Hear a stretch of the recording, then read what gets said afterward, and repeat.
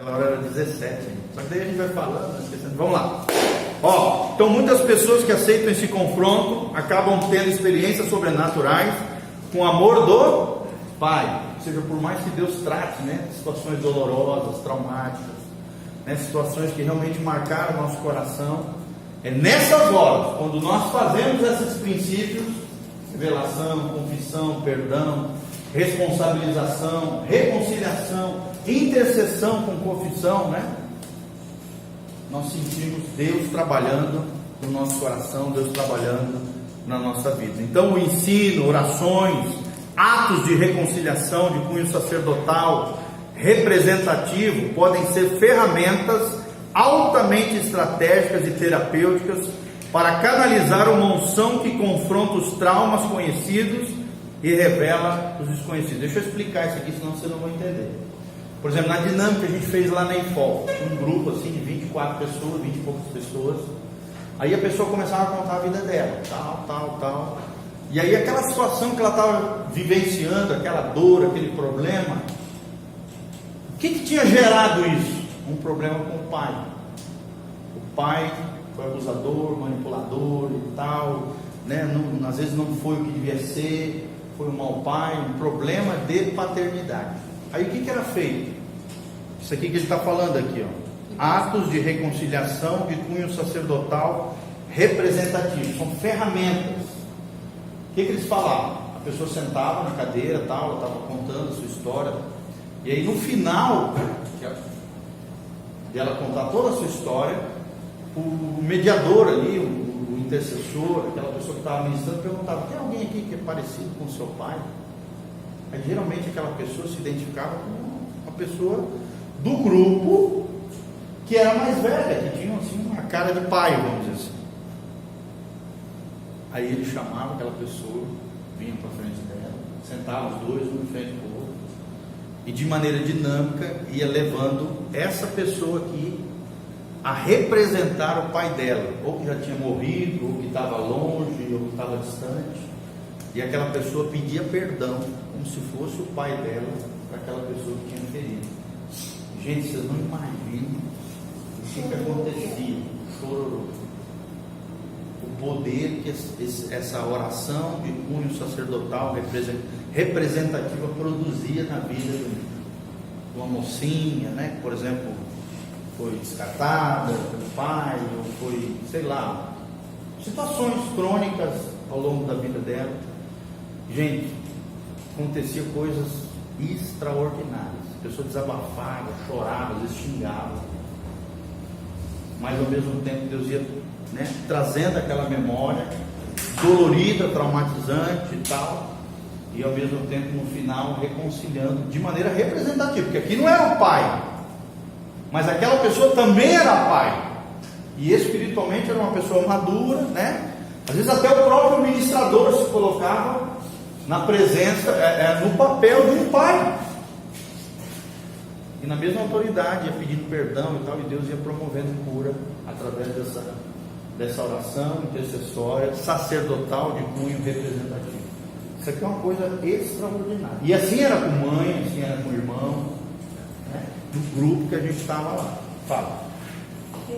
Hoje a psicologia, ela traz a constelação familiar. Certo. E eu vi uma sessão uma vez que não sei se é igual, praticamente parecidos. Ele certo. Também faz por representatividade. Certo. Com sogra, com nora, com drogada, pessoa que é drogada. Certo. Tem alguma coisa a ver com isso? Não sei, porque eu nunca fui nisso aí. Tá? O que eu saiba, isso aí é de Nova Era, constelação. Até porque a base não é bíblica, ela está centrada no homem e não no poder de Deus. Nós cristãos, quando eu falo dessa dinâmica aqui, representativa, sacerdotal, a base é o quê? A Bíblia. Por exemplo, a gente vê várias vezes o sacerdote assumindo o lugar do povo e orando a Deus, pedindo perdão pelos pecados do povo. Mas a base não é Deus? Não, sim, mas estou falando, são exemplos bíblicos cuja fonte de poder é Deus, não está no homem. Diferente dessa constelação, que eles não acreditam em Deus, não acreditam na Bíblia, né? Eu nunca fui nisso aí, mas pelo que eu ouvi, e eu sei que é da nova era, eu sei que a base de poder ali é o próprio homem. Força do homem. É, exatamente, a força do próprio homem, é o homem se resolvendo sozinho, não precisa de Deus. Pelo que Tá. eu vi lá. Agora, claro, tem fatores psicológicos, né? Tem fatores de memória, então talvez existam coisas semelhantes, não sei. Pelo que eu vi lá, na verdade assim, não vi, depois que me explicaram o que é, eu acho que nessa representatividade que você falou, o Espírito Santo estava operando. E lá era totalmente ao contrário.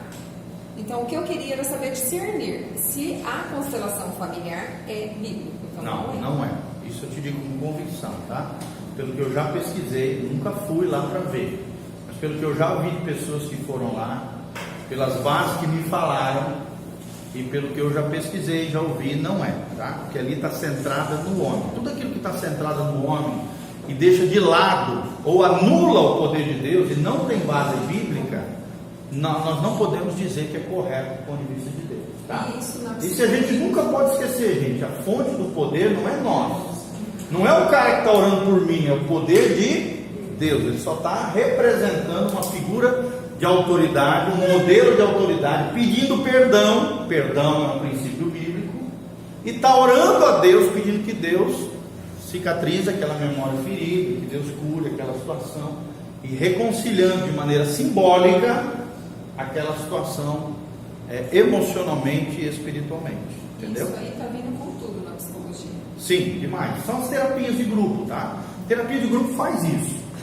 Só que você pode ver a terapia de grupo. Claro, se for uma terapia de grupo cristão, a base vai ser a Bíblia, juntamente com a psicologia como ferramenta terapêutica e o poder de Deus, tá? Mas a maioria das terapias psicológicas exclui Deus. E tudo que exclui Deus, gente, tem ou o homem como fonte de poder, ou então Satanás e os demônios. Então, sempre a gente precisa lembrar que existem 3 fontes de poder: Satanás e os demônios, o poder da alma humana. Vocês podem comprar um livro do Watchman chamado O Poder Latente da Alma. Ele fala sobre isso, o poder latente da alma.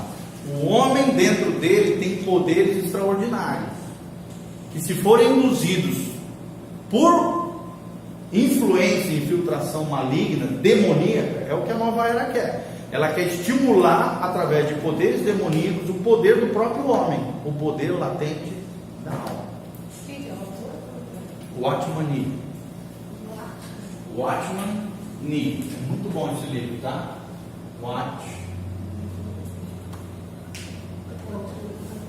Nee.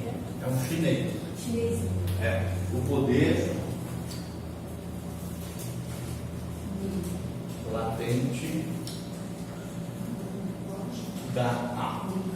Vamos dar um exemplo prático na história de alguém que ativou o poder latente da alma. Adolf Hitler. Ele tinha um dom, o dom da palavra, e ele teve uma capacidade de cegar e envolver toda uma nação em princípios totalmente antiéticos, imorais, loucos, desvairados. Ou seja, era um homem que tinha poder latente da alma, que a gente sabe pela história que, além de ter uma alma latejante, Adolf Hitler tinha uma capacidade de oratória, um poder da palavra absurdo. Imagine envolver toda uma nação alemã, uma das nações mais cultas do mundo, mais inteligentes do mundo, né? Junto com a japonesa e outras nações, brasileira também, extremamente inteligente, criativo, só tem tudo isso. Tirar o jeitinho brasileiro. Mas talvez você não saiba, mas o brasileiro é um dos povos mais criativos do mundo. Não é verdade? Criativo pro bem e pro mal. Sabia que os brasileiros, juntamente com os ingleses, o brasileiro, juntamente com os ingleses, né, principalmente os brasileiros no mundo latino, América aqui, é o povo que mais ganha campeonato de publicidade no mundo. De propaganda, criatividade, de marketing, de propaganda no mundo.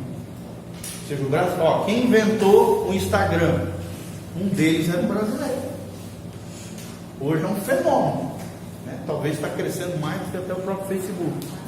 É um brasileiro. Então, assim, nós temos muita potencialidade. E assim, voltando para Adolf Hitler, ele usou o poder latente da alma, também tinha negócio de magia, bruxaria. Você estudar a história do Adolf Hitler, né? Passa muito no History Channel, National Geographic, aparece vários programas sobre isso. Ele também tinha envolvimento com bruxaria.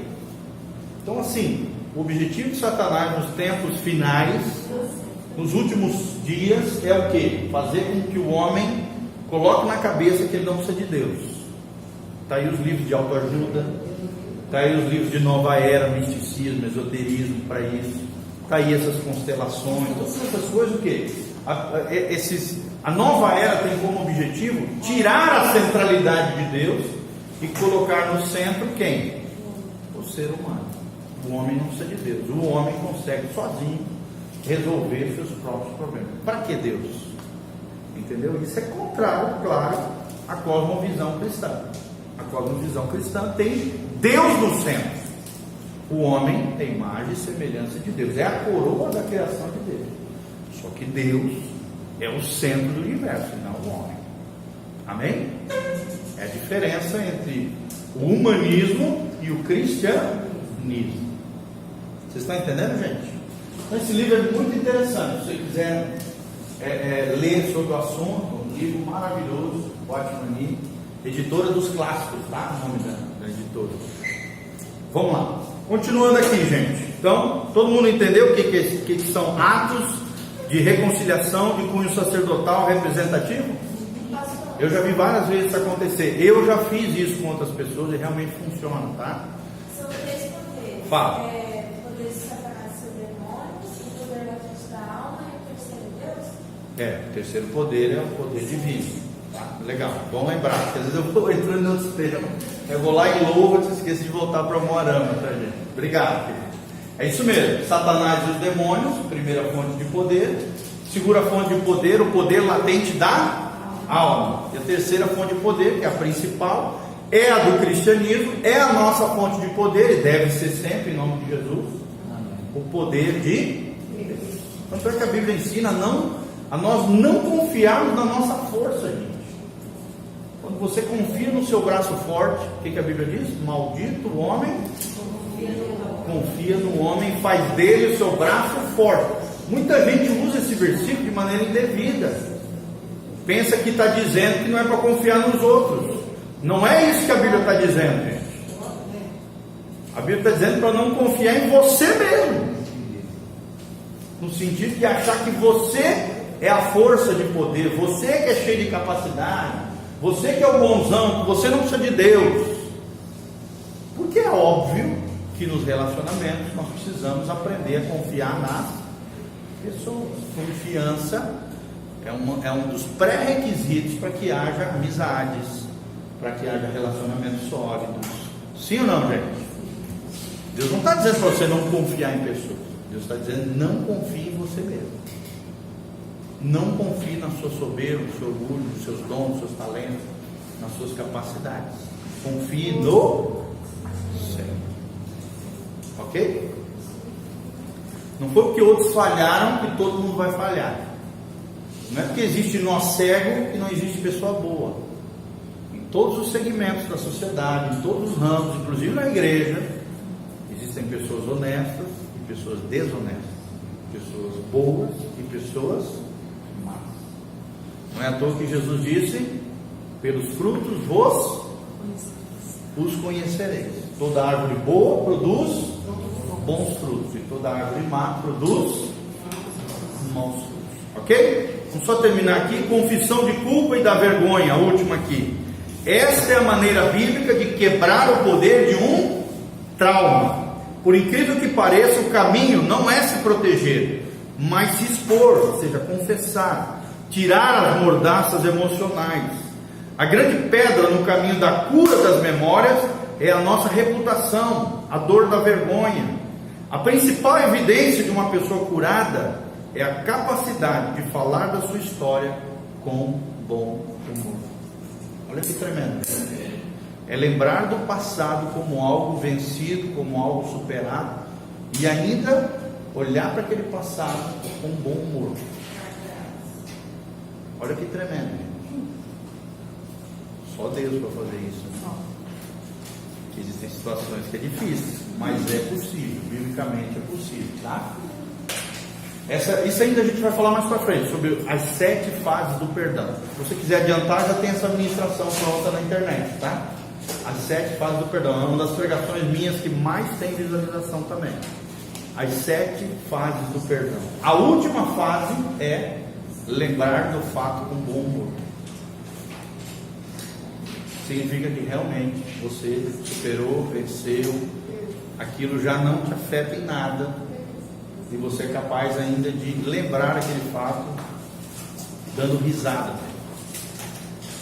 Ok? Só Deus para fazer isso, né? Porque tem situações que é duro. Ele não está dizendo que sempre isso vai acontecer, tá? Mas vamos dizer assim, é o grau mais elevado de libertação. É quando você pode lembrar de um fato superado, vencido, perdoado, resolvido, e lembrar daquele fato ainda com um bom humor. Com bom humor. Tá? Não é que sempre isso vai acontecer, tá, gente? Até porque tem situações que são extremamente delicadas, né? Mas sim, existem situações que você vai superar que pode chegar nesse nível sim. Ok? Beleza? Então, nós vimos hoje revelação e confrontação, e vimos a segunda, que é confissão de culpa e da vergonha. É o que a gente chama de andarmos na luz. Não é à toa que a Bíblia diz, né, em João 1, se andarmos na luz, como Ele na luz está, temos comunhão uns com os outros, e o sangue de Jesus nos purifica de todo o... O que é andar na luz? É confissão de culpa e de vergonha. É a confissão. É fácil confessar, gente? Sim ou não? Não é fácil. Talvez seja uma das coisas mais difíceis dessa vida. Mas é necessário? Sim ou não, gente? Sim. Para que haja cura, para que haja perdão, para que haja purificação. Não é à toa que a Bíblia diz que o sangue de Jesus purifica de todo o pecado. Só existe purificação depois de uma confissão. Cadê a porta? Olha só. Ok? Purificação. Vamos falar juntos? Se andarmos na luz, como Ele na luz está, temos comunhão, uns com os outros, e o sangue de Jesus, nos purifica de todo o pecado. Daí a importância daquilo que nós fizemos como igreja, passar toda a igreja por um mapeamento espiritual. Gente, Deus trouxe situações tremendas para ser restaurada, confrontada, confessada. Eu atendi várias pessoas, né? Mas, sei lá, 20 e poucos, 30 pessoas. Deus promoveu coisas assim extraordinárias. Situações que estavam escondidas de 10, 5, 8 anos atrás, vieram à tona, foram curadas, foram restauradas, foram libertas através desse mapeamento espiritual com confissão individual no gabinete pastoral. Ok? Beleza, gente? Vamos orar então? Deus abençoe todos os nossos